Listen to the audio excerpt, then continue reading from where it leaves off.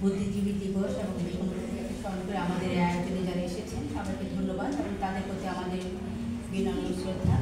আমি শুধু একটা কথা বলবো, যতগুলো আলোচনা শুনেছি, বেগম রোকেয়া স্বপ্ন দেখেছিলেন, সাহস করেছিলেন এবং চেষ্টা করে সেটা বাস্তবায়নের জন্য অগ্রসর হয়েছিলেন বলেই আজকে বেগম রোকেয়াকে আমরা আমাদের আদর্শ এবং বেগম রোকেয়ার জন্য আমাদের প্রত্যেক বেগম রোকেয়া আজকে এখানে অবস্থান করছে। আমি খুবই খুশি যে আমার ছোট্ট একটা বেগম রোকেয়া হলদে পাখি আমার নির্মাণ দলের যে সুন্দর করে রচনা একদম 1 মিনিট মধ্যে বলেছিলাম, সুন্দর করে বলেছে আমাদের গাইস কলেজের টিচার এবং ওর ইউনিটের নামটা আমি জানি না, প্রত্যেকেই।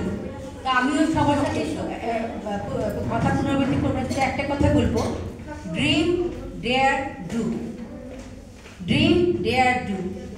আমরা সবাই এক একজন বেগম রোকেয়া যার যার অবস্থান থেকে লড়ে যাচ্ছি, কাজ করে যাচ্ছি আমাদের অবস্থানকে দৃঢ় করার জন্য। আমরা সেই লড়াই সবাই একসাথে আছি, থাকবো ইনশাআল্লাহ। ভালো থাকবেন সবাই।